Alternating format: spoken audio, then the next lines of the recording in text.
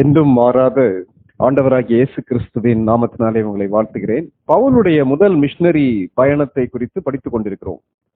ஒருவேளை கடந்த முறை கேட்கும்போது எந்தெந்த இடங்களுக்கு போனார்னு சொன்னாங்க. அந்த மேப்ல ஒரு சில இடங்களுக்கு பவுல் மறுபடியும் சென்று கர்த்தருடைய ஊழியத்தை செய்தார். சில இடங்களுக்கு வந்துட்டு போனார், சில இடங்களை ஒரு தடவை விசிட் பண்ணார்னு சொல்லி நம்ம பாக்குறோம். ஓகே, கடந்த வாரம் படிக்கும் போது அப்போஸ்தலர் நடபடிகள் 13வது அதிகாரம், அப்போஸ்தலர் நடபடிகள் 13வது அதிகாரம் 13ஆம் வசனம் முதல் 51ஆம் வசனம் வரைக்கும் படித்தோம். அதை படிக்கும் போது முக்கியப்படுத்தின காரியம் என்னன்னா, பிசிதியாவில் உள்ள அந்தியோகியாவிலே பவுலும் பர்னபாவும் செய்த ஊழியம். என்ன செய்தார்கள்? வசனத்தை அறிவித்த ஊழியர்கள். வாய்ப்பு கிடைக்கும் போது தேவாலயத்திலே ஆண்டவருடைய வார்த்தையை அறிவிக்கிறார்கள்.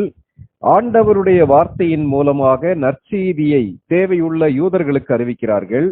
விளைவு என்னன்னா, அங்கே இருந்து நற்செய்தி எல்லா இடங்களுக்கும் பரவுது. அங்கே ஆரம்பித்த நற்செய்தி, அங்கே போதித்த கர்த்தருடைய வசனம் எங்கே பிரசித்தமாகிறதுனா முழு தேசத்திலேயும் பிரசித்தமாகிறது. கர்த்தர் மகிமையான காரியங்கள் எல்லாவற்றையும் செய்கிறார். இதான் நம்ம போன வாரம் படித்தது. இன்றைக்கு நம்முடைய வேத புத்தகத்தை அப்போஸ்தலர் நடபடிகள் 14வது அதிகாரத்துக்கு திருப்பி வைத்துக் கொள்ளலாம். அடுத்து பவுலும் பர்னபாவும் எங்க வராங்கன்னா, 14வது அதிகாரத்துல இக்கோனியா எனப்பட்ட ஒரு பட்டணத்துக்குள்ள வராங்க. அடுத்து ஒரு நகரத்துக்குள்ளே வருகிறார்கள். பவுலுடைய ஊழியத்துல நான் ஏற்கனவே சொன்ன மாதிரி பட்டணங்கள் முக்கியமான பங்கு வகித்தது. பட்டணங்களிலே தேவ ஆலயம் இருந்தது. அந்த தேவாலயத்தை பயன்படுத்தி நற்செய்தியை அவர்கள் அறிவித்தார்கள். இன்னைக்கும் சிட்டிஸ் ரொம்ப முக்கியமானது. ஸ்ட்ராட்டஜிக் சிட்டிஸ் சொல்லுவாங்க. இதுல பங்கு பெறக்கூடிய அநேகர் பல்வேறு நகரங்கள்ல இருக்கீங்க. ஆண்டவர் உங்களை அங்க வச்சிருக்கும் போது, அங்கே உள்ள ஒரு கூட்ட மக்களை தொடும் போது அந்த சுவிசேஷம் அங்கே இருந்து சுற்றிலும் உள்ள ஊர்கள் மத்தியில அல்லது அந்த தேசத்தின் பல்வேறு இடங்கள்ல பிரசித்தமாவதற்கு வாய்ப்பு உண்டு. அந்த விதத்துல இவர் என்ன செய்யறாருன்னா, பவுலும் பர்னபாவும் ஒரு நகரத்திலிருந்து, ஒரு ஊரிலிருந்து அடுத்த ஊருக்கு போறாங்க. இது எல்லாமே கலாத்தியா மாநிலத்தை சேர்ந்த பகுதிகள். இந்த இடத்துல இக்கோனியாக்குள்ள போறாங்க. எந்த சூழ்நிலையில போறாங்கன்றதை நம்ம ஏற்கனவே படிச்சோம். மறுபடியும் அப்போஸ்தலர் நடபடிகள் 13வது அதிகாரம் 51வது 52வது வசனங்களை வாசிங்க சிஸ்டர். இவர்கள் தங்கள் கால்களில் படிந்த தூசியை அவர்களுக்கு எதிராக உதறி போட்டு இக்கோனியா பட்டணத்துக்கு போனார்கள். சீஷர்கள் சந்தோஷத்தினாலும் பரிசுத்த ஆவியினாலும் நிரப்பப்பட்டார்கள். இந்த வசனங்கள் என்ன சொல்லுகிறது? பெரிய எதிர்ப்பு வருகிறது. அந்த எல்லா இடத்துலையும் ஆண்டவருடைய ஊழியத்துடைய முடிவுல பாத்தீங்கன்னா மாலைகளும் வருகிறது, கல்லறிகளும் வருகிறது. உடனே அந்த எதிர்ப்பை பார்த்து பவுலும் பர்னபாவும் சோர்ந்து போகவில்லை. என்ன செய்யறாங்கன்னா, கர்த்தருடைய வழி நடத்துதலின்படி அந்த இடத்துல இருந்து அடுத்த இடத்துக்கு போறாங்க. இந்த வார்த்தையை பாருங்களேன். சீஷர்கள் சந்தோஷத்தினாலும் பரிசுத்த ஆவியினாலும் நிரப்பப்பட்டார்கள். அவர்களுடைய வாழ்க்கையில இந்த பாடுகள் மத்தியில அங்க இருக்கக்கூடிய விசுவாசிகள் பலப்படுத்தப்பட்டார்கள். அப்போ அங்கிருந்து எங்க வராங்கன்னா, இக்கோனியா பட்டணத்துக்கு வராங்க. 14வது அதிகாரம் முதல் வசனம் வாசிங்க. இக்கோனியா பட்டணத்திலே அவர்கள் இருவரும் யூதருடைய ஜெபாலயத்தில் பிரவேசித்து யூதரிலும் கிரேக்கரிலும் திரளான ஜனங்கள் விசுவாசிக்கத்தக்கதாக பிரசங்கித்தார்கள். இக்கோனியா எனப்பட்ட பட்டணத்துக்கு வந்துட்டாங்க. இந்த இக்கோனியா எவ்வளவு தூரத்துல இருக்கு? அந்தியோகியால இருந்து, பிசிதியா அந்தியோகியாவில இருந்து 90 மைல் தூரத்திலே இருக்கக்கூடிய ஒரு பட்டணம், ஒரு சிட்டி. இது என்ன சொல்றாங்கன்னா, மிகவும் பழைய ஒரு நகரம். தமஸ்கு பட்டணத்தை விட மிகவும் பழமையான ஒரு நகரம் சொல்றாங்க. இந்த நாட்டுடைய டேட் அல்லது காலத்தை நிர்ணயிக்கும் போது அங்க நேனாகஸ் எனப்பட்ட ஒரு ராஜா இருந்தாராம். ஆகவே மக்கள் சொல்லும் போது நேனாகஸ் என்ற ராஜாவின் ராஜ்யபாரத்தில் இருந்து என்ற வார்த்தையை அவங்க அதிகமா என்ன செய்யறாங்க? பயன்படுத்துறாங்க. இங்கே யார் அதிகமாக இருந்தார்கள்? ரோம மக்களை விட கிரேக்க மக்கள் அதிகமாக காணப்பட்டார்கள். கிரேக்கம் பேசக்கூடிய மக்கள் அதிகமாக காணப்பட்டார்கள். இங்கே பவுல் என்ன செய்கிறார்னா, பவுலும் பர்னபாவும் உள்ளே வருகிறார்கள். அந்த முதல் வசனத்துல நீங்க பாத்தீங்கன்னா, அங்கே வந்து மறுபடியும் ஜெப ஆலயத்துக்குள்ள போறாங்க. யூதருடைய ஜெப ஆலயத்தை குறித்து நம்ம ஏற்கனவே படித்திருக்கிறோம். 10 யூதர்களுக்கும் அதிகமான யூதர்கள் இருக்கும் போது அவர்கள் ஒரு ஜெப ஆலயமாக யெகோவாகிய தெய்வத்தை வணங்குவதற்கு அவர்கள் கூடுவார்கள்.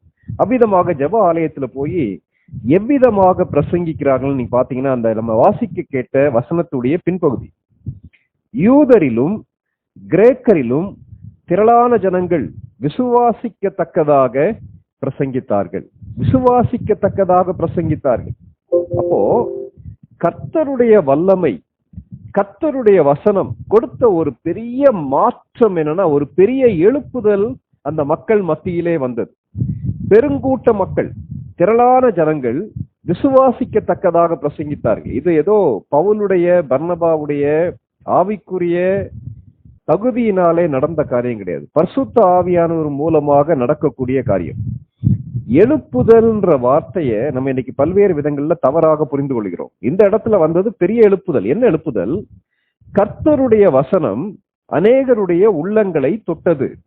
கர்த்தருடைய வசனம் அநேகருடைய உள்ளங்களை மாற்றியது. எழுப்புதல்ன்ற வார்த்தை இன்னைக்கு ஒரு விசித்திரமான அனுபவமா சொல்றாங்க. சமீபத்துல கூட அமெரிக்கால எழுப்புதல் நடந்துச்சு. குறிப்பிட்ட ஒரு பல்கலைக்கழகத்துல மக்கள் இவ்விதமாக செய்யறாங்க. ஆனால் அது அப்படியே அடங்கி போச்சு. அப்படி இல்லை. ஒரு கூட்ட மக்களை சுவிசேஷம் மாற்றும் போது அந்த கூட்ட மக்களுடைய தாக்கம் மற்றவர்கள் மீது உருவாகும். அதான் எழுப்புதல். எழுப்புதல் சொல்லி சொல்லும் போது கர்த்தருடைய வசனத்தை விசுவாசித்து அதன் அடிப்படையில மனம் திரும்பி வாழக்கூடிய ஒரு வாழ்க்கை. ஜான் வெஸ்லி இப்படிப்பட்ட தேவனுடைய மனிதர்கள் தேவனால வல்லமையா பயன்படுத்தப்பட்டார்கள். அந்த இங்கிலாந்து தேசத்துல வந்த எழுப்புதலை குறித்து நீங்க படிச்சு பாருங்க. அதுல நீங்க படிச்சு பாத்தீங்கன்னா, இவர்கள் செய்தி கொடுத்து முடித்த பின்பு அந்த இடத்துல நிறைய இடங்கள்ல ஒயின் குடிக்கக்கூடிய பார்களை மூடிடுவாங்களாம். ஏன்னா சாராய கடைக்கு யாருமே வரமாட்டாங்க. அநேக உடைந்து போன குடும்பங்கள் ஒன்றாக சேர்ந்து விட்டதாம். காரணம், கணவன் மனைவியை மன்னித்து விடுகிறான், மனைவி கணவனை மன்னித்து விடுகிறான், பிரிந்து போனவர்கள் ஒன்றாக சேர்ந்து வருகிறார்கள். அந்த பட்டணங்கள்ல குற்றங்கள் குறைந்து விடும் சொல்லி சொல்றாங்க. போலீஸ்க்கு நிறைய வேலை குறைஞ்சிரும்ன்றாங்க. இவ்விதமாக சமுதாயத்திலே ஒரு பெரிய மாற்றம், சமுதாயத்திலே ஒரு பெரிய புரட்சி தேவை. இதை யார் கொண்டு வர முடியும்? பரிசுத்த ஆவியானவர் அவருடைய வசனத்தின் மூலமாக கொண்டு வர முடியும். இந்த இடத்துல இக்கோனியா தேசத்துல இவங்க என்ன செய்யறாங்கன்னா, இக்கோனியா பட்டணத்துல கர்த்தருடைய வசனத்தை பிரசங்கிக்கிறார்கள். அநேகர் விசுவாசிக்கத்தக்கதாக கர்த்தருடைய வசனத்தை பரிசுத்த ஆவியானவர் மூலமாக பிரசங்கிக்கிறார்கள். இன்னைக்கு நம்ம யோசித்து பார்ப்போமே, சமுதாயத்திலே மாற்றம் வர வேண்டுமானால் ஒரே வழி என்ன தெரியுமா? கர்த்தருடைய வசனத்தை, கர்த்தருடைய சுவிசேஷத்தை நாம் அறிவிக்க வேண்டும். அவ்விதமாக ஒரு பெரிய மாற்றத்தை ஏற்படுத்துவதற்கு அவர்கள் முயற்சி எடுக்கும்போது என்ன நடக்குது? 14வது அதிகாரம் 2ஆம் வசனம் வாசிங்க. விசுவாசியாத யூதர்கள் சகோதரருக்கு விரோதமாக புறஜாதியாருடைய மனதை எழுப்பிவிட்டு பகையுண்டாக்கினார்கள். என்ன நடக்குது? பெரிய எழுப்புதல் வரும் என்று யோசிக்கும் போது அவர்கள் மத்தியில பெரிய எதிர்ப்பு வந்தது. பெரிய எதிர்ப்பு வந்தது. யார் மூலமாக எதிர்ப்பு வந்தது? விசுவாசியாத யூதர்கள் மூலமாக வந்தது. யூதர்கள் யார்? யெகோவாவை தெய்வமாக வணங்கினவர்கள். இந்த யூதர்களால எதை ஏற்றுக்கொள்ள முடியல தெரியுமா? புறஜாதியான மக்கள், யெகோவா அல்லாதபடிக்கு மற்ற தெய்வங்களை வணங்கக்கூடிய மக்கள், அவர்கள் கிறிஸ்துவை அறிந்து கொள்ளும் போது இவர்களால ஏற்றுக்கொள்ள முடியல. ஏன்? பவுலுடைய பிரசங்கத்துல யூதர்களுடைய பாரம்பரியத்தை குறித்து அவர் பேசவில்லை. இரண்டாவது, வரலாற்று பூர்வமாக நீங்க படிச்சு பாத்தீங்கன்னா, யார் அதிகமாக தொடப்பட்டார்கள்னா பெண்கள் அதிகமாக தொடப்பட்டார்கள். ஏன் பெண்கள் தொடப்பட்டார்கள்? கிரேக்க சமுதாயத்திலும் சரி, அதே போல ரோம சமுதாயத்திலையும் பெண்கள் தங்களுடைய இச்சையை பயன்படுத்துவதற்கு ஒரு பொருளாக அவர்கள் பயன்படுத்தப்பட்டார்கள். பெண்ணுக்கு சமுதாயத்துல எந்த மரியாதையுமே கிடையாது. மிகவும் கேவலமாக ட்ரீட் பண்ணப்பட்டாங்க. ஆனால் யெகோவாவாகிய தெய்வம் அவரை நம்பும் போது அங்கே காணப்பட்ட பரிசுத்தம், அங்கே காணப்பட்ட மாற்றம் அநேக புறஜாதியான மக்கள் யூத மார்க்கத்தை நோக்கி வருவதற்கு வழி நடத்திட்டு, அந்த பிராசிலைட்ஸ், தேவனுக்கு பயந்த அநேக மக்கள் பவுலும் பர்னபாவும் பிரசங்கம் பண்ணும் போது அதன் மூலமாக தொடப்பட்டார்கள். யூதர்கள் என்ன போதித்தார்கள்னா, இவ்விதமாக தேவனுக்கு பயந்தவர்கள் யூத மார்க்கத்திலே அமைய வேண்டும் என்று போதித்தார்கள். யூத மார்க்கத்துக்கு அமையணும்னா யூதர்களுடைய சடங்காச்சாரங்கள், விருத்த சேதனம், அடுத்த அதிகாரம் முழுசும் அதே பிரச்சனை தான். அதை பின்பற்றி அவர்கள் வர வேண்டும் சொல்லி எதிர்பார்த்தாங்க. இந்த யூத மற்ற மார்க்கத்தில் இருந்து வந்த பெண்மணிகள் தங்களுடைய கணவரை இன்ஃப்ளூயன்ஸ் பண்ணாங்க. இவர்களுடைய வாழ்க்கையை பார்த்த கணவர், விசுவாசத்தை பார்த்த கணவர், அநேக நேரங்கள்ல இவர்கள் இவ்விதமான மாற்றத்துக்கு நேராக வழி நடத்தினது யாருன்னா பவுல், பர்னபா அல்லது சுவிசேஷத்தை அறிவித்தவர்கள் சொல்லி அவங்கள என்ன செஞ்சாங்கன்னா அட்டாக் பண்ணாங்க. பல்வேறு முனைகள்ல இருந்து எதிர்ப்பு வருகிறது. ஒரு காரியத்தை நன்றாக புரிந்து கொள்ள வேண்டும். உண்மையாக கர்த்தருடைய வார்த்தையை நம்ம பேசுவோமானா, உண்மையாக கர்த்தருடைய ஊழியத்தை செய்வோமானால் எதிர்ப்புகள் வரும். ஏன் எதிர்ப்பு வருதுன்னு சொல்லி சோர்ந்து போயிடாதுங்களா? வரக்கூடிய வார்த்தைகளை பாருங்களேன். புறஜாதியாருடைய மனதை எழுப்பிவிட்டு பகை உண்டாக்கினார்கள். புறஜாதியாருடைய மனதை எழுப்பிவிட்டுதான் என்ன அர்த்தம்?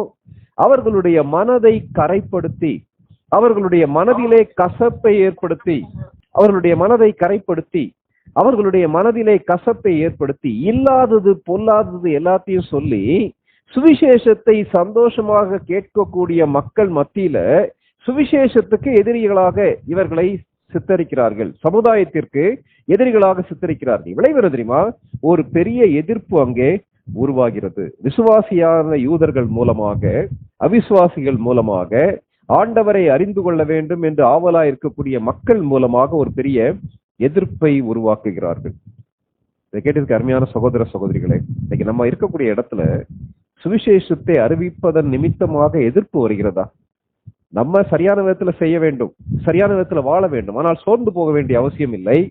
பவுலுடைய ஊழியத்திலே எழுப்புதலும் இருந்தது, பவுலுடைய ஊழியத்திலே எதிர்ப்பும் இருந்தது. ஆகவே எதிர்ப்புகளை கண்டு சோர்ந்து விட வேண்டாம். இவ்விதமான எதிர்ப்பை பார்த்த உடனே பவுலும் பர்னபாவும் என்ன பண்றாங்க? 3வது 4வது வசனங்கள் வாசிங்க. 14, 3, 4. அவர்கள் அங்கே அநேக நாள் சஞ்சரித்து கர்த்தரை முன்னிட்டு தைரியம் உள்ளவர்களாய் போதகம் பண்ணினார்கள். அவர் தமது கிருபையுள்ள வசனத்திற்கு சாட்சியாக அடையாளங்களும் அற்புதங்களும் அவர்கள் கைகளால் செய்யப்படும்படி அனுக்கிரகம் பண்ணினார். பட்டணத்து ஜனங்கள் பிரிந்து சிலர் யூதரையும் சிலர் அப்போஸ்தலரையும் சேர்ந்து கொண்டார்கள். இந்த வசனங்கள்ல என்ன பார்க்கிறோம்? இந்த எதிர்ப்பு வருகிறது. இந்த எதிர்ப்பை கண்டு பவுலும் பர்னபாவும் கலங்கவில்லை. இதுக்கு முந்தின அதிகாரத்துல நம்ம பார்க்கலாம். முந்தின அதிகாரத்துல வாசிக்க கேட்டோம்ல, 13வது அதிகாரம் 51ஆம் வசனத்துல கால்களில் இருக்கக்கூடிய தூசியை உதறிவிட்டு அங்கிருந்து இக்கோனியா பட்டணத்துக்கு போனாங்க. ஆனா இக்கோனியா பட்டணத்துல எதிர்ப்பு வரும்போது அவங்க காலில் இருக்கக்கூடிய தூசியை உதறிவிட்டு அங்க போல ஏன்னா அங்க துரத்தி விட்டார்கள். இங்க எதிர்ப்பு கூடுகிறது. ஆனால் எதிர்ப்பின் மத்தியிலேயும் இவர்கள் என்ன செய்கிறார்கள்? அதே இடத்துல தங்குறாங்க. அந்த வார்த்தையை பாருங்களேன். அங்கே அநேக நாள் சஞ்சரித்து கர்த்தரை முன்னிட்டு தைரியம் உள்ளவர்களாய் போதகம் பண்ணினார்கள். கர்த்தருடைய வசனத்தை பிரசங்கித்தார்கள். இங்க என்ன செய்யறாங்கன்னா அநேக நாள் தங்கினார்கள். அப்போ மறுபடி வேதம் கற்றுக் கொடுக்கக்கூடிய காரியம், கர்த்தருடைய வசனத்தை நாம் போதிக்க வேண்டும்.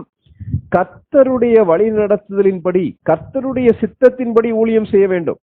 கர்த்தர் எங்கே இருக்க சொல்லுகிறாரோ, என்ன செய்ய சொல்லுகிறாரோ அதை செய்வதற்கான அழைப்பு பவுலுக்கும் பர்னபாவுக்கும் வருகிறது. இதை கேட்டிருக்க அருமையான சகோதர சகோதரிகளே, நீங்க இருக்கக்கூடிய இடத்துல எதிர்ப்பு வருகிறது, பிரச்சனை வருகிறது என்பதற்காக எதிர்ப்பையும் பிரச்சனையும் கண்டு ஓடி போய் விடலான்னு சொல்லி யோசிக்கிறீங்களா? இந்த இடம் வேண்டாம். சுவிசேஷத்தை எதிர்க்கிறார்கள், நான் தேவனுக்கு பிரியமாக வாழுகிறபடினால எதிர்க்கிறார்கள் சொல்லி ஓடி போகணும்னு நினைக்கிறீங்களா? இல்ல. ஆண்டவர் ஒருவேளை அங்க இருக்க சொன்னாரானா அங்க இருக்க வேண்டியது மிக மிக முக்கியம். பவுலும் பர்னபாவும் பவுல் தன்னுடைய ஊழியத்தை கவனிக்கும் போது சில இடங்கள்ல இருந்தார், சில இடங்கள்ல ஓடி போயிட்டார்.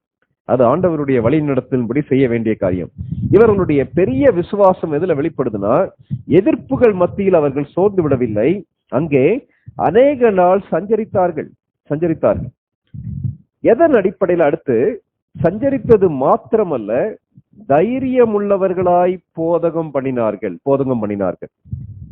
தைரியம் உள்ளவர்களாக போதகம் பண்ணினார்கள். இவ்விதமாக எதிர்ப்பு வரும்போது அவர்கள் சோர்ந்து விடவில்லை, தைரியமாக போதகம் பண்ணினார்கள். இது எல்லாவற்றுடைய அடிப்படை ரகசியம் என்னன்னா அதே வசனத்துல இருக்கு.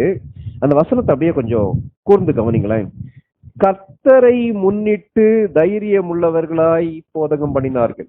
அது என்னது? கர்த்தரை முன்னிட்டு, கர்த்தரை முன்னிறுத்தி அப்படின்னா என்ன அர்த்தம் தெரியுமா? கர்த்தரை சார்ந்து போதகம் பண்ணினார்கள். கர்த்தருடைய பாதுகாப்பை சார்ந்து கொண்டார்கள். கர்த்தருடைய வல்லமையை சார்ந்து கொண்டார்கள். கர்த்தருடைய வழி நடத்துதலை சார்ந்து கொண்டார்கள். கர்த்தருடைய சித்தத்தை சார்ந்து கொண்டார்கள்.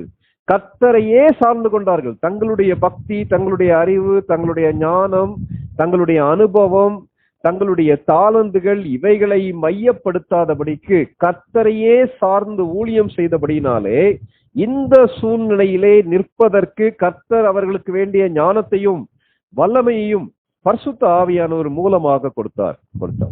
கேட்டிருக்க அருமையான சகோதர சகோதரிகளே, நெருக்கங்கள் வரும்போது, எதிர்ப்புகள் வரும்போது நானும் நீங்களும் தைரியமாக தொடர்ந்து செயல்பட வேண்டும். ஆனால் அவரையே சார்ந்து கொள்ள வேண்டும். ஆண்டவரே, இந்த சூழ்நிலையில நான் அவசரப்பட்டுறக்கூடாது, இந்த சூழ்நிலையில சோர்ந்து போயிடக்கூடாது, இந்த சூழ்நிலையில நான் கோழையாக மாறிவிடக்கூடாது, இந்த சூழ்நிலையிலேயும் தைரியமாக பவுலை போல பர்னபாவை போல நிற்பதற்கு உம்மை சார்ந்து கொள்ள எனக்கு கிருபை தாரும் என்று ஜெபிக்க வேண்டியது மிக மிக முக்கியம். இதே மாதிரி பின்னாடி ஒரு சம்பவம் நடக்குது இல்ல, அத பின்னாடி படிக்கலாம். லீஸ்திரால நடக்குது. இருந்தாலும் அந்த வசனங்களை வாசிக்கலாம்னு சொல்லி நான் யோசிக்கிறேன்.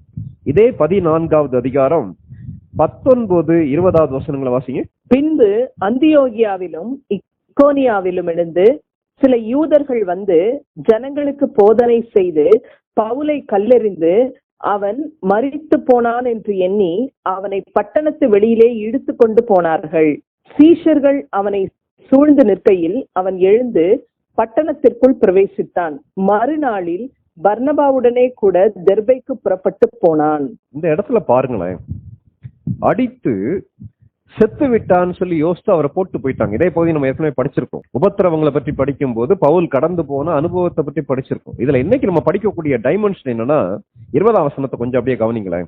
சீஷர்கள் அவனை சூழ்ந்து நிற்கையில் அவன் எழுந்து எந்த இடத்திலே அடித்தார்களோ, எந்த இடத்திலே இவன் செத்து விட்டான்னு சொல்லி யோசித்து அங்கிருந்து இழுத்து கொண்டு வெளியே போட்டாங்களோ அதே ஊருக்குள்ளே செல்கிறான்.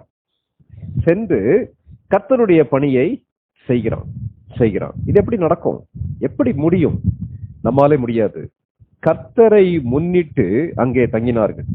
கர்த்தரை முன்னிட்டு தைரியமாய் பிரசங்கித்தார்கள். கர்த்தரை முன்னிட்டு ஊழியம் செய்தார்கள். கேட்டிருக்க அருமையான சகோதர சகோதரிகளே, இன்றைக்கு நானும் நீங்களும் ஆண்டவருடைய பணியிலே தொடர்ந்து செயல்பட வேண்டுமானால், எதிர்ப்புகள் மத்தியில் நிற்க வேண்டுமானால் ஒரே ஒரு வழி என்ன தெரியுமா? கர்த்தரை முன்னிட்டு காரியங்களை செய்ய வேண்டும். கர்த்தரை முன்னிட்டு நாம் காரியங்களை செய்கிறோம்ன்றதை எப்படி கண்டுபிடிக்க முடியும்? அவர்கள் ஜெபித்தார்கள், கர்த்தரையே சார்ந்து கொண்டார்கள். அதான் ராத்திரி அடிச்சு ஜெயில போடும் போதும், கால்கள் தொழுமரத்திலே மாட்டி இருக்கும் போதும், கைகள் கட்டப்பட்ட நிலைமையிலே போர்ச்சேவகர்கள் இருக்கும் போதும் அவர்கள் தேவனை நோக்கி பார்த்தார்கள். தங்களுடைய சொந்த அறிவோ ஞானமோ திறமையோ கிடையாது. இன்னைக்கு நம்ம யாராவது சோர்ந்து போய் இருக்கிறோமா? கொஞ்சம் யோசித்து பார்ப்போம். இந்த பெரிய எதிர்ப்பின் மத்தியில பவுலுடைய வாழ்க்கையில இந்த இக்கோனியால ஒரு பெரிய விசுவாசம் வெளிப்படுகிறது. என்ன தெரியுமா நடக்குது? அப்படி ஆண்டவருக்காக நிற்கும் போது வாசிக்க கேட்ட 3ஆம் வசனத்துடைய பின்பகுதி என்ன சொல்லுதுன்னா, அவர் தமது கிருபை உள்ள வசனத்திற்கு சாட்சியாக அடையாளங்களும் அற்புதங்களும் அவர்கள் கைகளால் செய்யும்படி அனுக்கிரகம் பண்ணினார். அற்புதங்கள் நடந்தன, அடையாளங்கள் நடந்தன. அடையாளங்கள் நடந்தன. இத வாசித்த உடனே நம்ம என்ன யோசிக்கிறோம்னா, எந்த ஊழியங்களிலே அற்புதங்கள் நடக்கிறதோ, அடையாளங்கள் நடக்கிறதோ அது உண்மையான ஊழியம். அல்லது யார் அற்புதங்களை செய்கிறார்களோ, அல்லது யார் மூலமாக அற்புதங்களும் அடையாளங்களும் நடக்கிறதோ அவர்கள் உன்னதமான ஊழியர்கள்ன்ற முடிவுக்கு வரும். வேதாகமும் அப்படி கற்றுக் கொடுக்கல. இந்த இடத்துல அற்புதங்களை கர்த்தர் செய்கிறார், அதுல எந்தவித சந்தேகமுமே இல்லை. அற்புதங்களை பிசாசானவனும் மற்ற ஆவிகளும் செய்ய முடியும். நம்ம தேசத்தையே நீங்க எடுத்தீங்கன்னா பெரிய பெரிய பாபாக்கள் இருக்காங்க, மற்ற மத தலைவர்கள் இருக்காங்க. நம்ம மக்கள் எல்லாருமே பார்த்து வாயை பிளக்கக்கூடிய அளவுக்கு பெரிய அற்புதங்களை செய்யக்கூடிய மக்கள் இருக்கிறாங்க. ஆனா இந்த அற்புதங்களுக்கும் அந்த அற்புதங்களுக்கும் என்ன வித்தியாசம்? இந்த வசனத்தை நீங்க நல்லா கொஞ்சம் கவனிச்சு பாருங்களேன். அவர் தமது கிருபையுள்ள வசனத்திற்கு சாட்சியாக அடையாளங்களும் அற்புதங்களும் நிறைவேற வைத்தார். அப்போ அற்புதங்களும் அடையாளங்களும் கர்த்தருடைய வசனத்தை பலப்படுத்துவதற்கு, கர்த்தருடைய வசனத்தை நிலைநிறுத்துவதற்கு பயன்படுத்தப்பட்டது. கர்த்தருடைய வசனத்தோடு சேர்ந்து செல்லாத அற்புதங்களும் அடையாளங்களும் தேவனாலே அங்கீகரிக்கப்படாது. நல்லா ஞாபகம் வச்சுக்கிறங்க. தேவன் அற்புதங்களை செய்கிறார். அற்புத சுகத்தை நம்புறீங்களா? நம்புறேன். தேவனாலே செய்ய முடியாத அற்புதம் சொல்லி எதுவுமே கிடையாது, நம்புறீங்களா? நம்புறேன். அவருடைய சித்தமானால் அவர் அவருடைய மக்களை கொண்டு எவ்வளவு பெரிய அற்புதத்தையும் செய்ய முடியும். ஆனால் எதற்காக செய்கிறார் தெரியுமா? அவருடைய வசனத்தை உறுதிப்படுத்துவதற்கு கிருபை உள்ள வசனத்திற்கு சாட்சியாக அடையாளங்களும் அற்புதங்களும் செய்யப்பட்டது. கலாத்தியர் 3வது அதிகாரம் 5வது வசனம் வாசிங்க. கலாத்தியர் 3:5. அன்றியும் உங்களுக்கு ஆவியை அளித்து உங்களுக்குள்ளே அற்புதங்களை நடப்பிக்கிறவர் அதை நியாயப்பிரமாணத்தின் கிரியைகளினாலேயோ விசுவாச கேள்வியினாலேயோ எதினாலே செய்கிறார். அவன் ரொம்ப அழகான ஒரு கேள்வி கேட்கிறார் பாத்தீங்களா? இது இந்த வசனத்துக்கும் நம்ம படிக்கிற பகுதிக்கு என்ன சம்பந்தம்னு சொல்லி கேட்கலாம். யாருக்கு எழுதுகிறார்? கலாத்திய திருச்சபையில் உள்ள விசுவாசிகளுக்கு எழுதுகிறார். கலாத்திய திருச்சபையில என்ன பிரச்சனை வந்துருச்சு? யூத விசுவாசிகள் அல்லது இயேசு கிறிஸ்துவை விசுவாசியாத யூத மார்க்கத்தார் வந்து என்ன சொல்லிட்டாங்கன்னா, இயேசு கிறிஸ்துவை விசுவாசித்தால் மட்டும் போதாது, யூத மார்க்கத்தின் நியாய பிரமாணத்தை பின்பற்ற வேண்டும், அவங்க விருத்த சேதனம் பண்ணப்பட வேண்டும், அதை செய்யணும் இதை செய்யணும்னு சொல்லி தங்களுடைய செயல்கள் மூலமாக ரட்சிப்பு என்று போதிக்க ஆரம்பித்தார்கள். ஆகவே கலாத்தியரே, கர்த்தர் மீது வைக்கக்கூடிய நம்பிக்கையை விட்டு கிருபையை விட்டு விலகி செல்லக்கூடிய புத்தி இல்லாத கலாத்தியரா இருக்கிறீர்களேன்னு சொல்லி அவங்களை கண்டித்து அவர்களுக்கு உபதேசித்து எழுதின நிருபம் தான் அந்த கலாத்தியருக்கு எழுதிய நிருபம். அதுல எழுதும் போது பவுல் என்ன சொல்லுகிறார்னா, உங்களுக்கு ஆவியை அளித்து, என்ன ஆவி? பரிசுத்த ஆவியானவரை அளித்து உங்களுக்குள்ளே அற்புதங்களை நடப்பிக்கிறவர் அதை எப்படி நடப்பிக்கிறார்? நியாய பிரமாணத்தின் கிரியைகளினாலேயோ விசுவாச கேள்வியினாலேயோ எதினாலே செய்கிறார். நியாய பிரமாணத்தின் கிரியைகள் என்பது விருத்த சேதனம். பவுல் கேட்கக்கூடிய கேள்வி என்னன்னா, நியாய பிரமாணத்தின் கிரியைகளினாலே கிடையாது, விசுவாச கேள்வியினாலேயே அதை செய்கிறார். விசுவாச கேள்வினா அர்த்தம் தேவன் மீது விசுவாசத்தை ஏற்படுத்தக்கூடிய கேட்கக்கூடிய காரியம். விசுவாசம் கேள்வினாலே வரும், தேவனுடைய வசனத்தினாலே வரும் சொல்லி ரோமர்ல இதே பவுல் தான் எழுதுகிறார். அப்போ கர்த்தருடைய வசனத்தை கேட்கக்கூடிய விசுவாசம், கர்த்தருடைய வசனத்தை நிலைநிறுத்துவதற்கான அற்புதங்கள். நல்லா ஞாபகம் வச்சுக்கோங்க. அற்புதத்தை மாத்திரம் மையப்படுத்துவோமானால் அது சில நேரங்கள்ல கர்த்தரிடத்துல இருந்து வந்துச்சுன்னு சொல்லி சொல்ல முடியாது. அது கர்த்தருடைய மகிமைக்கு என்று அமையாது. அடுத்த அதிகாரத்துல படிக்கும் போது அதை பத்தி படிப்போம். இப்போ நிறைய பேர் என்கிட்ட ஒருத்தர் சொன்னார். என்ன சொன்னார்னா, இந்திய தேசத்துக்கு இன்னைக்கு பெரிய தேவை என்னன்னா, பெரிய அற்புதங்கள் எல்லாருமே பார்த்து திகைக்கக்கூடிய அற்புதங்கள் நடந்துவிட்டால் இந்திய தேசமே தலைகீழா மாறிடும், ஒரே நாள்ல மக்கள் ஆண்டவரை சொந்த ரட்சகராக ஏற்றுக்கொள்வார்கள் சொல்லி சொன்னாங்க. இது உண்மையா? வேதத்துல இருந்து ஒரு சில பகுதிகளை படிக்கலாம், படிச்சுட்டு அடுத்த பகுதிக்குள்ள போலாம்னு நினைக்கிறேன். லூக்கா எழுதிய நற்செய்தி நூல், லூக்கா 16வது அதிகாரம், லூக்கா 16வது அதிகாரம் 27ஆம் வசனத்துல இருந்து 31ஆம் வசனம் வரைக்கும் வாசிங்க. லூக்கா 16 27 முதல் 31 வரைக்கும் வாசிங்க. அப்பொழுது அவன், அப்படியானால் தகப்பனே, எனக்கு 5 சகோதரர் உண்டு, அவர்களும் வேதனையுள்ள இந்த இடத்துக்கு வராதபடி அவன் போய் அவர்களுக்கு சாட்சியாக அறிவிக்கும் பொருட்டு நீர் அவனை என் தகப்பன் வீட்டுக்கு அனுப்பும்படி உம்மை வேண்டிக் கொள்ளுகிறேன் என்றான். ஆபிரகாம் அவனை நோக்கி, அவர்களுக்கு மோசேயும் தீர்க்கதரிசிகளும் உண்டு, அவர்களுக்கு அவர்கள் செவி கொடுக்கட்டும் என்றான்.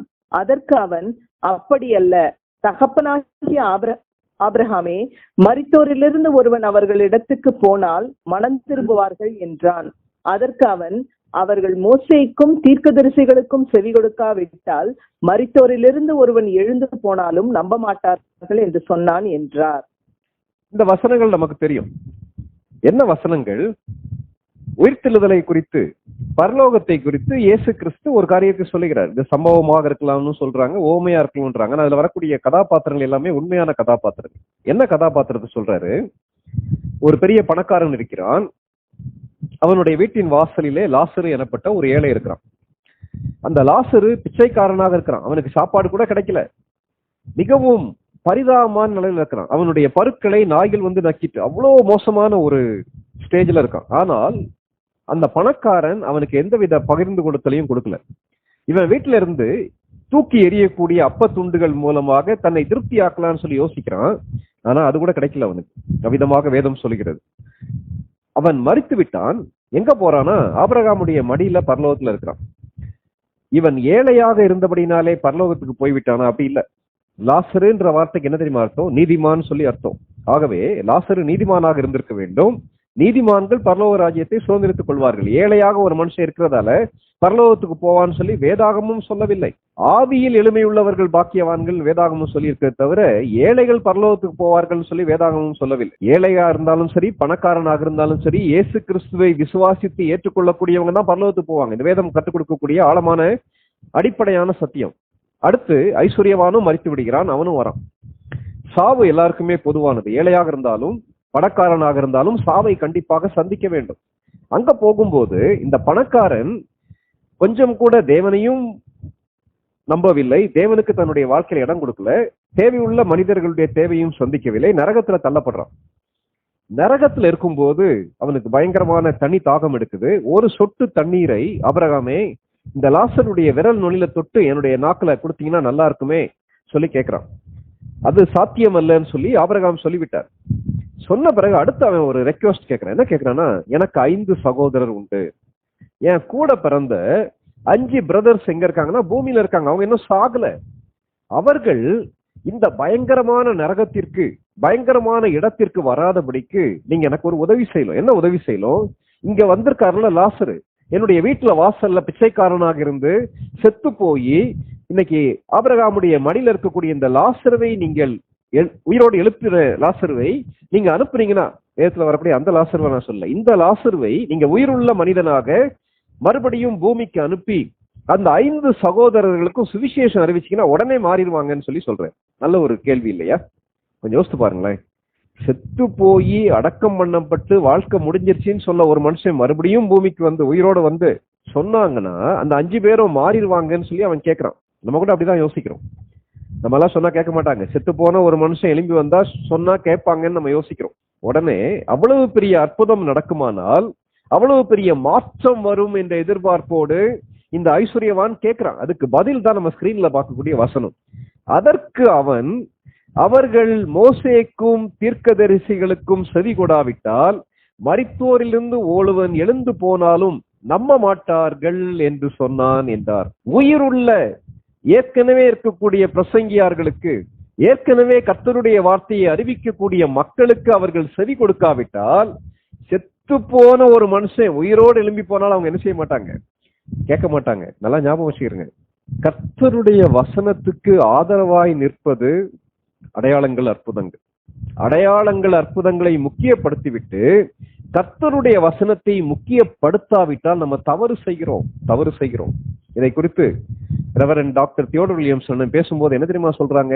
அதாவது வசனத்தை போதிக்கும் போது எதிர்ப்பு உண்டு, அடையாளங்கள் அற்புதங்களுக்கு எதிர்ப்பு கிடையாது. மக்கள், பெருங்கூட்ட மக்கள், பெரிய கூட்ட மக்கள் எதற்காக வராங்க? தங்களுடைய சரீர வியாதியிலிருந்து சுகமாவதற்காக வருகிறார்கள். தங்களுடைய பிரச்சனைகளை கர்த்தருடைய சமூகத்தில் வைத்து அந்த பிரச்சனைகளிலிருந்து தீர்வு கிடைக்க வேண்டும் என்று வருகிறார்கள். அதனாலதான் அற்புத சுகமளிக்கக்கூடிய கூட்டங்கள் சொல்லி அந்த கூட்டங்கள்ல ஆயிரக்கணக்கான, லட்சக்கணக்கான, ஏன் கோடிக்கணக்கான மக்கள் கூட வருவதற்கு வாய்ப்பு உண்டு. அப்படி வருவதா தவறு கிடையாது. அவர்கள் ஆண்டவரிடத்துல அற்புதத்தை எதிர்பார்த்து வருகிறார்கள். ஆனால் அந்த பிரசங்கியார், அந்த ஊழியர் எதை மையப்படுத்த வேண்டுமானால் கர்த்தருடைய வசனத்தை மையப்படுத்த வேண்டும். வெறும் அற்புதத்தை மாத்திரம் சொல்லிட்டு கர்த்தர் உங்களை சுகமளிக்கிறார், கர்த்தர் உங்களை ஆசீர்வதிக்கிறார், கர்த்தர் உங்களுடைய பிரச்சனைகளை தீர்க்கிறார் என்ற அடிப்படையில சொல்லிவிட்டு போவாரானால் அந்த மக்கள் எந்த விதத்திலேயும் ரட்சிக்கப்படுவதற்கு வாய்ப்பு கிடையாது. இயேசு கிறிஸ்து வந்ததுடைய நோக்கம் அற்புதங்களை செய்வதற்கு அல்ல, சுவிசேஷத்திற்கு ஆதரவாக மக்களுடைய வாழ்க்கையின் தேவையை சந்திப்பதற்காக அற்புதங்களும் அடையாளங்களும் கொடுக்கப்படுகிறது. அப்ப என்ன செய்யணும் பிரசங்கிமார்? கர்த்தருடைய வசனத்தை அதை முன்னிட்டு பிரசங்கிக்க வேண்டும். கர்த்தருடைய வசனத்தை பிரசங்கிக்கும் போது என்ன நடக்கும்? பெரிய எதிர்ப்பு வரும். என்ன எதிர்ப்பு? இன்னைக்கும் நம்முடைய தேசத்துல எதை மற்ற கிறிஸ்தவத்திற்கு எதிர்ப்பாளர்கள் விரும்ப மாட்டாங்கன்னா, இயேசு கிறிஸ்துவே ரட்சகர் என்று நீங்க பிரசங்கம் பண்ணாதுங்க. ஆனால் நம்ம அதை சொல்லாம எப்படி இருக்க முடியும்? நானே வழியும், நானே சத்தியமும், நானே ஜீவனுமா இருக்கிறேன்னு சொல்லி சொன்னாரே. மற்ற மதங்களையோ மற்ற தெய்வங்களையோ பரிகாசம் செய்து, கேலி செய்து, மட்டம் தட்டிவிட்டு இயேசு கிறிஸ்து பெரியவர்னு சொல்லி ஞானம் இல்லாம பேசணும்னு நான் சொல்ல. ஆனால் ரட்சிக்கப்படுவதற்கு, பாவங்கள் மன்னிக்கப்படுவதற்கு, பாவத்திலே வாழக்கூடிய ஒரு மனிதனை பாவத்திலிருந்து விடுதலையாக்கி பரலோகத்துக்கு கொண்டு செல்வதற்கு இயேசுவே வழி என்பதை வசனத்தின் அடிப்படையில் போதிப்பதற்கு நாம் அழைக்கப்பட்டிருக்கிறோம். அதை அறிவிக்காவிட்டால் நமக்கு பிரச்சனையே வராது, எதிர்ப்பு வராது, மக்களும் சந்தோஷமா போவாங்க, எந்த எதிர்ப்பும் வராது, ஊழியக்காரருக்கு கல்லறி விழாது, ஆகவே அவர் சந்தோஷமா இருந்துட்டு போவார். ஆனால் அவ்விதமான ஊழியம் தேவனாலே அங்கீகரிக்கப்படாது. அப்ப இந்த வசனம் சொல்லக்கூடிய ஒரு காரியம் என்னன்னா, கர்த்தருடைய வசனத்துக்கு சாட்சியாக அடையாளங்களும் அற்புதங்களும் நடப்பதற்கு கர்த்தர் அனுக்கிரகம் பண்ணினார். விளைவு என்ன தெரியுமா? பொதுவாக பவுலுடைய ஊழியத்தில் நடக்கக்கூடிய அதே விளைவுகள் நடக்கிறது. 14வது அதிகாரம் 4ஆம் வசனத்திலிருந்து 6ஆம் வசனம் வரைக்கும் வாசி. அப்போஸ்தலர் 14 முதல் 4 முதல் 6 வரை. பட்டணத்து ஜனங்கள் பிரிந்து சிலர் யூதரையும் சிலர் அப்போஸ்தலரையும் சேர்ந்து கொண்டார்கள். இவர்களை அவமானப்படுத்தவும் கல்லெறியவும் வேண்டும் என்று புறஜாதியாரும் யூதரும் அவர்கள் அதிகாரிகளும் அமளி பண்ணுகையில் இவர்கள் அதை அறிந்து லிக்கவோனியா நாட்டிலுள்ள பட்டணங்களாகிய லீஸ்திராவுக்கும் தெர்பைக்கும் அவைகளின் சுற்றுப்புறங்களுக்கும் ஓடிப்போய் என்ன செய்யறாங்க? பவுலுக்கும் பர்னபாவுக்கும் எதிர்ப்பு வருகிறது. அற்புதங்களை பார்க்கும்போது சந்தோஷப்படுறாங்க, ஆனா கர்த்தருடைய வசனத்தை கேட்கும் போது எதிர்ப்பு வருகிறது. விளைவு, கர்த்தர் அங்கிருந்து அவங்களை காலி பண்ண சொல்றாரு. அங்கிருந்து கிளம்பி எங்க போறாங்கன்னா அடுத்து லீஸ்திராவுக்கும் தெர்பைக்கும் அவர்கள் போகிறார்கள். இக்கோனியா என்ற பட்டணத்துக்கு வாரன் யாஸ்பி கொடுக்கக்கூடிய தலைப்பு டிவிஷன், அதாவது பிரிவு. யூத ஜனங்கள் 2 விதமாக பிரிகிறார்கள், புறஜாதியார் 2 விதமாக பிரிகிறார்கள். ஒன்று கர்த்தரை விசுவாசித்தவர்கள், இன்னொன்று கர்த்தரை விசுவாசிக்காதவர். தேவனுடைய ஊழியக்காரர்கள் செல்ற இடத்துல பிரிவினை உண்டாகுமா? ஜனங்கள் மத்தியில பிரச்சனை வருமா? வரும்னு சொல்லி வேதாகமும் சொல்லுகிறது. எந்த அடிப்படையிலான பிரச்சனை? கர்த்தரை விசுவாசிக்கிறவர்கள், கர்த்தரை விசுவாசியாதவர்கள். சமுதாயம் மாற்றப்படுகிறது, அதே நேரத்துல மாற்றப்பட்ட மக்கள் மாற்றப்படாத மக்கள் மூலமாக பிரச்சனைகளை சந்திக்கிறார்கள். இன்னைக்கு நம்ம செய்தித்தாள்கள்ல வாசிக்கிறோம் இல்லையா?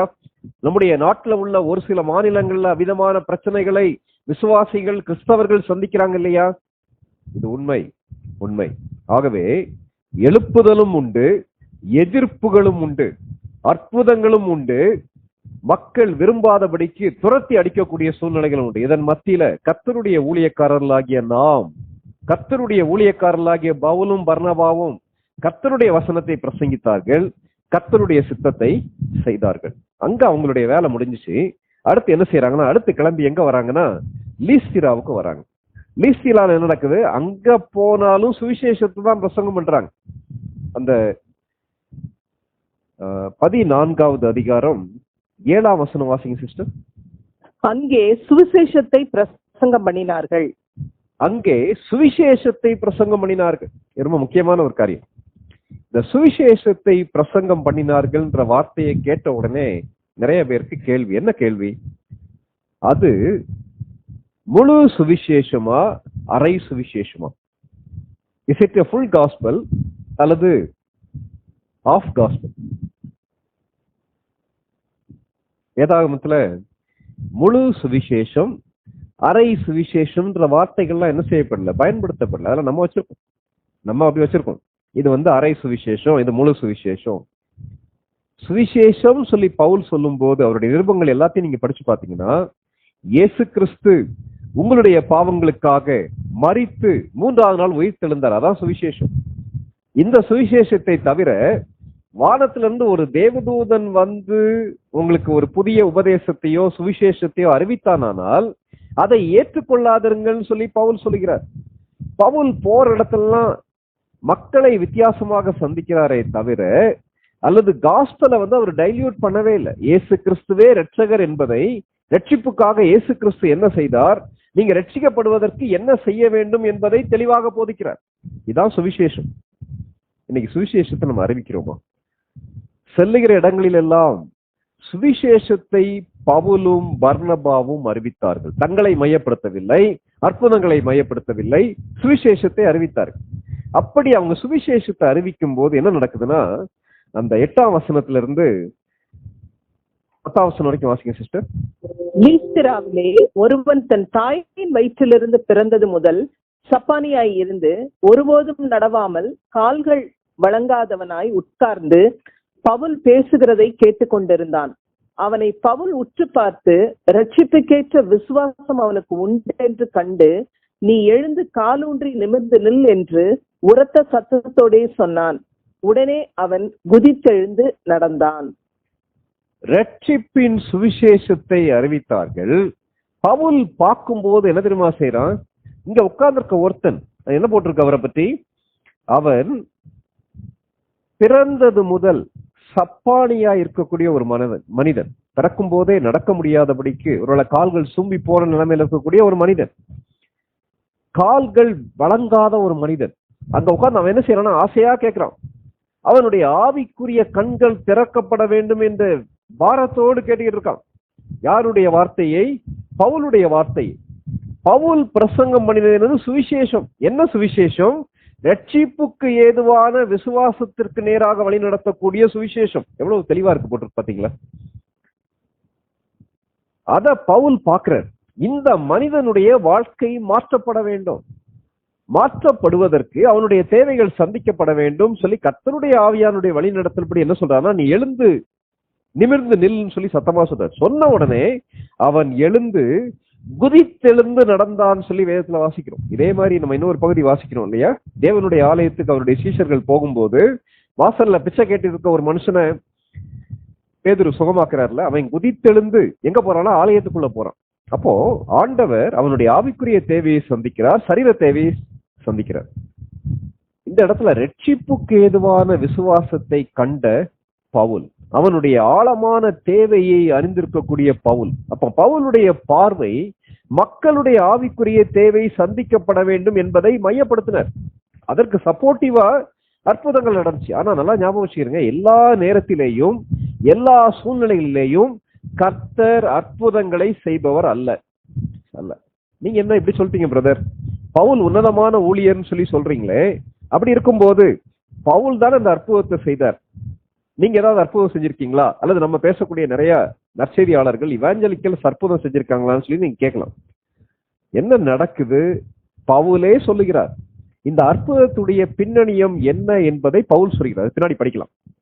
என்ன நடக்குது? இந்த அற்புதம் நடந்து முடிஞ்ச உடனே அங்க ஒரு பெரிய கலாட்டா நடக்கும்.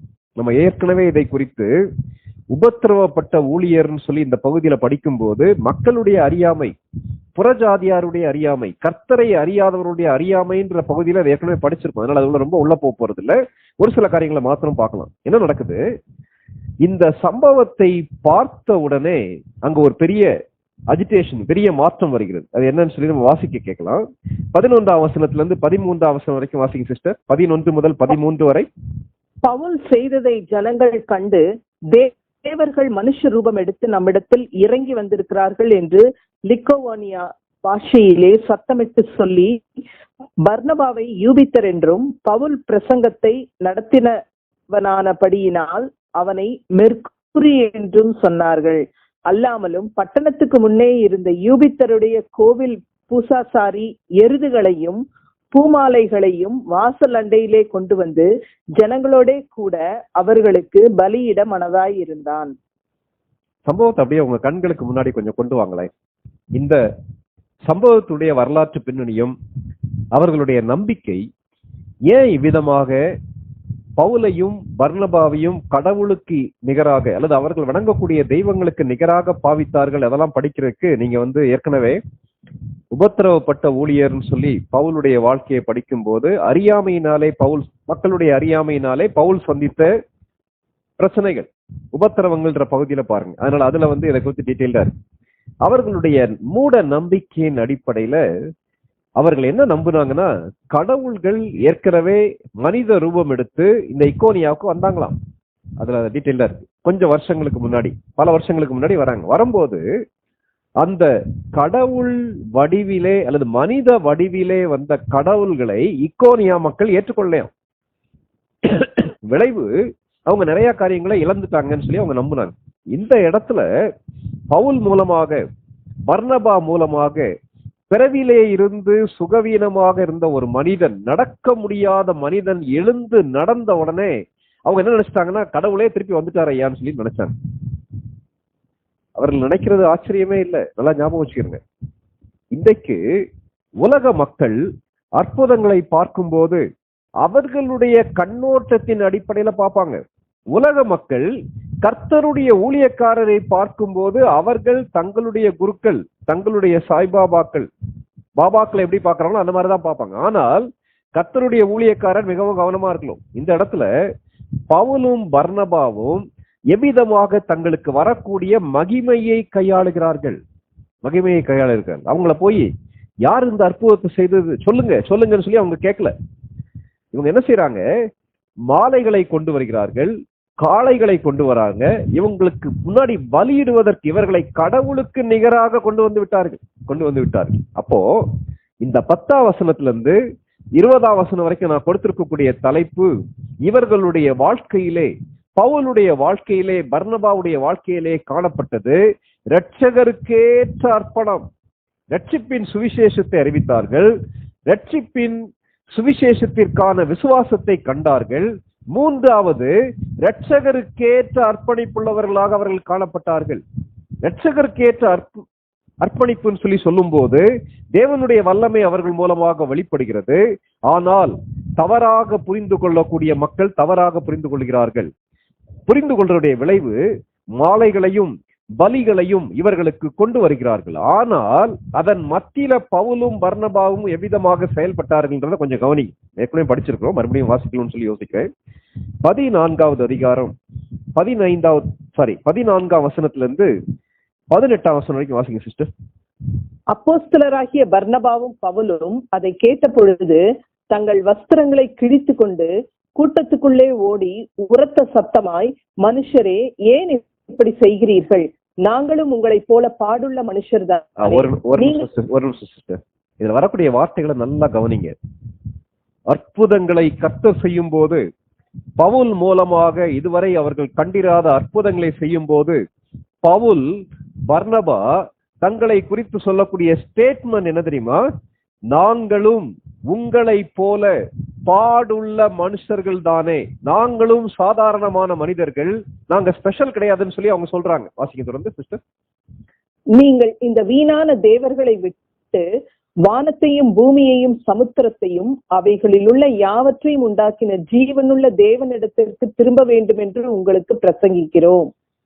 சென்ற காலங்களில் அவர் சகல ஜனங்களையும் தங்கள் தங்கள் வழிகளிலே நடக்க விட்டிருந்தும் அவர் நம்மை நன்மை செய்து வந்து வானத்திலிருந்து மழைகளையும் செழிப்புள்ள காலங்களையும் நமக்கு தந்து ஆகாரத்தினாலும் சந்தோஷத்தினாலும் நம்முடைய இருதயங்களை நிரப்பி இவ்விதமாய் அவர் தம்மை குறித்து சாட்சி விளங்க பண்ணாதிருந்ததில்லை என்றார்கள்.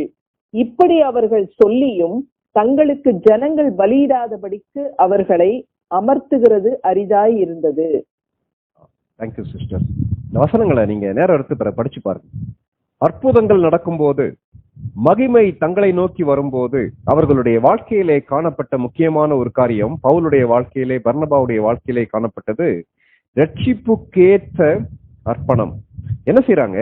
தேவனுடைய வல்லமை வெளிப்படுகிறது, தேவையற்ற மகிமை வருகிறது, ஆனால் தேவனுக்கென்று வைராக்கியம் பாராட்டுகிறார்கள் பவுலும் பர்னபாவும். 14ஆம் வசனம் 15ஆம் வசனத்தை அப்படியே பாருங்க. அவர்களுடைய சட்டையை என்ன செய்யறாங்க? கிழிச்சிட்டாங்க. தங்கள் வஸ்திரங்களை அவர்கள் கிழித்து கொண்டார்கள். வஸ்திரத்தை ஏன் கிழித்து கொண்டார்கள்? அவ்வளவு துக்கப்படுறாங்க. உண்மையான ஆண்டவரை அறியாதபடிக்கு, ஆண்டவர் மூலமாக நடக்கக்கூடிய அற்புதங்களை கவனிக்காதபடிக்கு எங்களை போய் கடவுளாக்குறீங்களையான்னு சொல்லி ரொம்ப வருத்தப்படுறாங்க. அடுத்து என்ன செய்யறாங்க? கத்துறாங்க. மக்கள் மத்தியில போய் சத்தம் போடுறாங்க. சத்தம் போட்டு அவர்களுக்கு கர்த்தருடைய வார்த்தையை பிரசங்கிக்கிறார்கள். தெளிவான பிரசங்கம். பவுலுடைய பிரசங்கத்தை நமக்கு நீங்க நேரம் இருக்கும்போது எடுத்து படிச்சு பாருங்க. பவுல் யூதர்களுக்கு பேசும்போது வேற மாதிரி பேசுறாரு. இதற்கு முந்தின அதிகாரத்துல யூதர்களுக்கு பேசியிருக்காரு, நம்ம படிச்சிருக்கோம். இந்த அதிகாரத்துல யார்கிட்ட பேசுறாருன்னா, மனிதர்களை கடவுள் சொல்லி யோசித்து யூபிட்டர் அவங்க யூபிட்டர்னு சொல்லி நினைச்சு, மெர்க்குரின்னு நினைச்சு மாலைகளை போடலான்னு சொல்லி வர்ற மக்கள்கிட்ட வேற மாதிரி பேசுறாரு. எங்கிருந்து அவர் ஆரம்பிக்கிறார் தெரியுமா? அந்த 15ஆம் வசனத்துல வானத்தையும் பூமியையும் சமுத்திரத்தையும் அவைகளில் உள்ள யாவற்றையும் உண்டாக்கின ஜீவனுள்ள தேவனிடத்திற்கு திரும்ப வேண்டும் என்று சொல்கிறார். படைப்பிலிருந்து ஆரம்பிக்கிறார். படைப்பை நீங்கள் தொழுது கொள்ள வேண்டாம், படைத்தவரை தொழுது கொள்ள வேண்டும் என்று அவர்களுடைய தேவைக்கு தக்கதாக பேசுகிறார் பவுல். ஆனால் அவர் பேசுவது கர்த்தருடைய வசனம். இதை மறந்துடாங்க. சுவிசேஷம் சொல்லும் போது பிரசங்கிக்கு அழைக்கப்பட்டது அவருடைய தேவைக்கு தக்கதாக சொல்ல வேண்டும். ஆனால் தேவனுடைய வார்த்தை தான் என்ன செய்யணும் சொல்லணும். இதற்கு முந்தின அதிகாரத்தில் நம்ம படிச்சிருக்கிறோம். பவுல் யூதர்கள் மத்தியில பேசும்போது ஆபிரகாமிலிருந்து இருந்து ஆரம்பிக்கிறார். காரணம், விசுவாசிகளுடைய தகப்பன் சொல்லி அழைக்கப்பட்ட ஆபிரகாம் தான் யூதர்களுடைய மூதாதையர். அவருடைய விசுவாசத்தை அப்படியே பின்பற்றி வராங்க. அவர்களுக்கு புரிவது ஆபிரகாமுடைய பின்னணியத்திலிருந்து பேசுறாரு. இன்னைக்கு நம்ம கொஞ்சம் யோசித்து பார்ப்போம். வாய்ப்புகளை பயன்படுத்தி சுவிசேஷத்தை அறிவித்த பவுலும் பர்னபாவும் மகிமை தங்களை நோக்கி வரும்போது இந்த வாய்ப்பை பயன்படுத்தி ஏன் இப்படி போட்டு புலம்புறீங்க? இது எல்லாத்துக்கும் காரணம் யார் தெரியுமா? கர்த்தர். நாங்கள் சாதாரண மனிதர்கள் சொல்றாங்க. சொல்லி ஒரு பெரிய பிரசங்கத்தை பண்றாங்க. 18ஆம் வசனம் வரைக்கும் அந்த பிரசங்கத்தை பண்றாங்க. பண்ணாலுமே இப்படி அவர்கள் சொல்லியும் தங்களுக்கு ஜனங்கள் பலியிடாதபடிக்கு அவர்களை அமர்த்துவது அரிதா இருந்தது. ரொம்ப கஷ்டம். சொல்லியே கஷ்டப்படுறாங்க. சொல்லாட்டா எவ்வளவு கஷ்டப்படுவாங்கன்றதை நீங்க என்ன செய்யுங்க, யோசித்து பாருங்க. தெளிவான ஒரு பிரசங்கம். இவ்விதமாக மாலைகள் வருகிறது. பலி கொடுக்க கூட ஆயத்தமா இருக்காங்க. ஆனால் சீன் அப்படியே போல உடனே அடுத்து என்ன செய்யுது, மாறுது. 19ஆம் வசனம் 20ஆம் வசனம் மறுபடியும் வாசிங்க சிஸ்டர். 19, 20.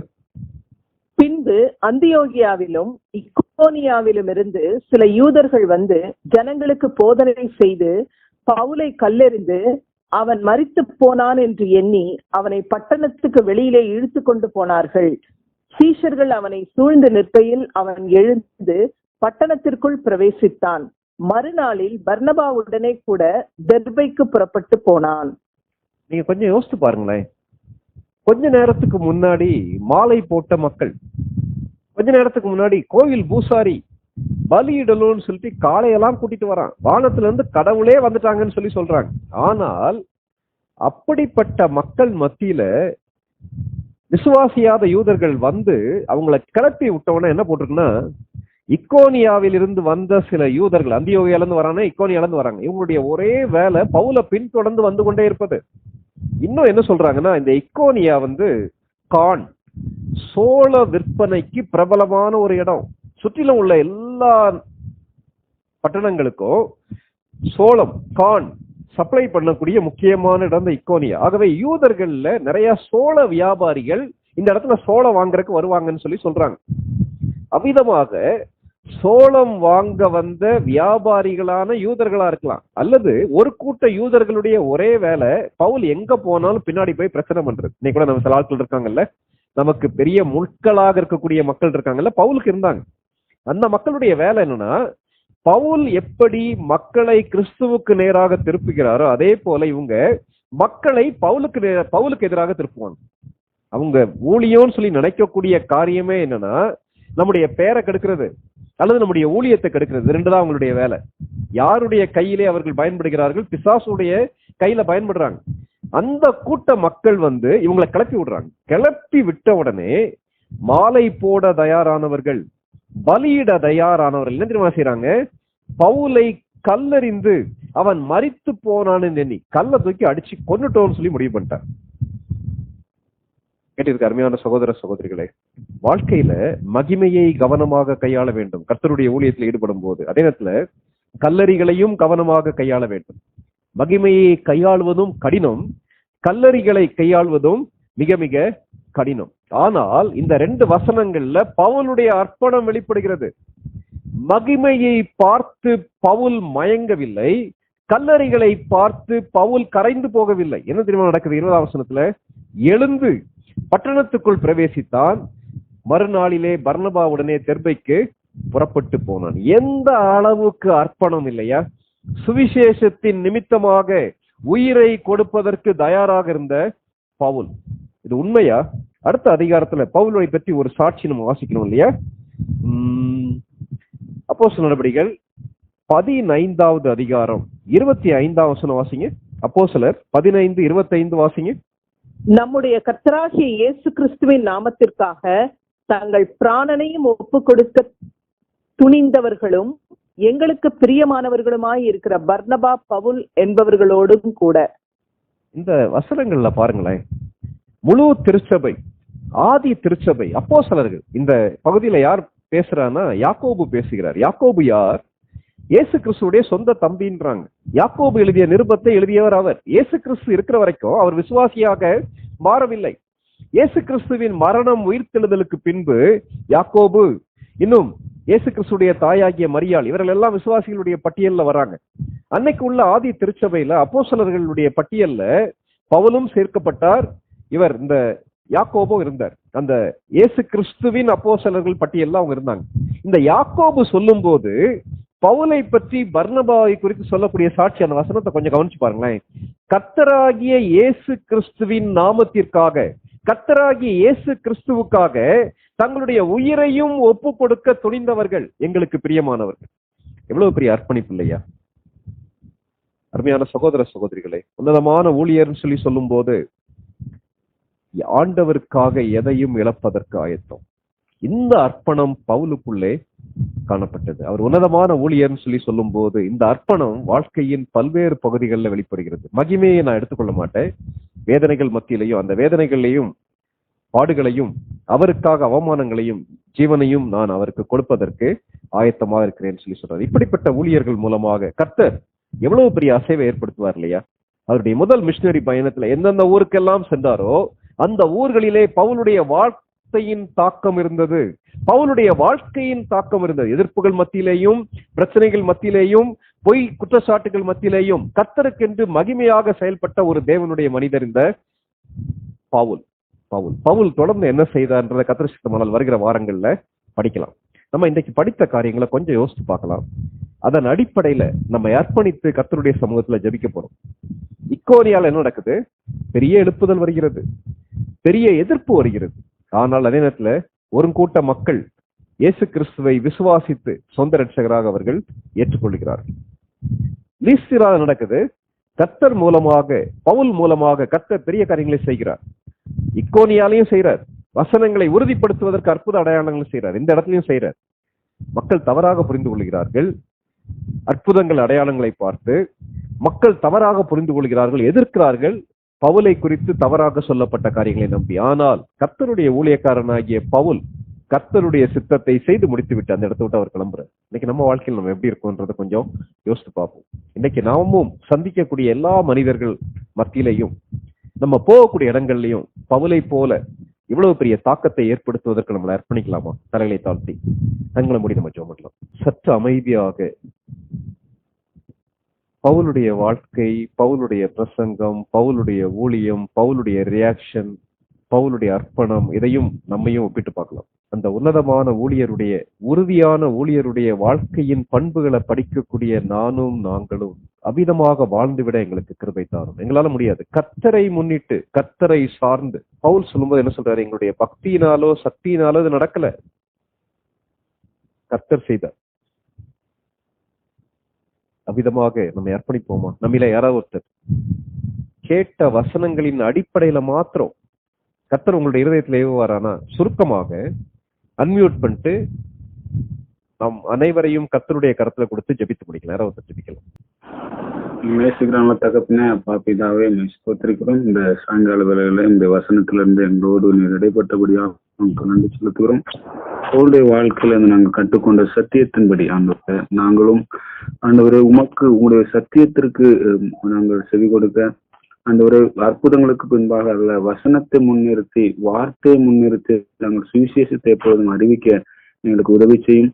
அப்பொழுது ஏற்றுக்கொள்ளுதலும் மகிமையும் வரும்போது உமக்கு நாங்கள் மகிமை செலுத்த வேண்டும். எதிர்ப்பு பிரச்சனைகளும் வரும்போது ஆண்டவரே நாங்கள் அதிலே நின்றவர்களாய் ஆண்டவரை பற்றி கொண்டு ஆண்டவர் முன்பாக கடந்து செல்ல, பவுலுடைய வாழ்க்கையிலிருந்து கற்றுக்கொண்ட அந்த சத்தியத்தின்படி செல்ல எனக்கு கேட்ட எங்கள் ஒவ்வொரு வாழ்க்கையிலும், இந்த ஒவ்வொரு சூழ்நிலையிலையும், ஊழியத்திலையும், ஒவ்வொரு கத்தர்கள் வைத்திருக்கிற இடத்திலையும் உமக்கு மகிமையாக ஒவ்வொருவரையும் எடுத்து நீர் பயன்படுத்த ஆண்டவரை நீர் தெரிந்து கொண்ட நோக்கம், நீர் எங்களுக்கு வாழ்க்கையில கற்றுக் கொடுத்துக்கிற இந்த சத்தியங்களை எங்கள் வாழ்க்கையில செயல்படுத்த பரிசுத்த ஆவியான அந்த சத்தியங்களுக்கு நினைப்பூட்டி அதன் வழியில எங்களை நடத்த முடிய கருத்துல தருகிறோம். ஆண்டவரை நீர் எவ்வளவு நல்லவர், நீர் எங்களோடு இடைப்பெற தேவன். ஆண்டவரே எத்தனை முன்பாக நடந்த அந்த சம்பவங்கள் இன்றைக்கும் எங்கள் வாழ்க்கையில ஆண்டவரே உண்மையாய் ஊழியம் செய்யும் போது எங்களுக்கு எதிர்ப்புகள் வரும். என்பதை ஆணித்தரமாக வேத வசனத்துல நாங்கள் கற்றுக்கொள்ள உதவி செய்து இந்த சத்தியங்களெல்லாம் நினைத்து கொண்டவர்களால் நாங்கள் சோர்ந்து போகாமல் கர்த்தரையே முன்னிறுத்தி கர்த்தரையே சார்ந்து இந்த ஊழியத்தை செய்ய எங்கள் ஒவ்வொருவருக்கும் சாட்சியா ஜீவிக்க கர்த்தர் கிருபை கூறும் பலன் கூறும். எங்கள் ஒவ்வொருவரும் இந்த கரத்துல தருகிறோம், இந்த சத்தியத்திற்கு அர்ப்பணிக்கிறோம். பரிசுத்த இந்த சத்தியத்தின்படி நடத்த ஒப்பு கொடுக்கிறோம். தேவனுக்கு மகிமை செலுத்துவோம். இயேசு கிறிஸ்து நாமத்தில் ஜெபிக்கிறோம் நல்ல பிதாவே. ஆமென். ஆமென். ஆமென்.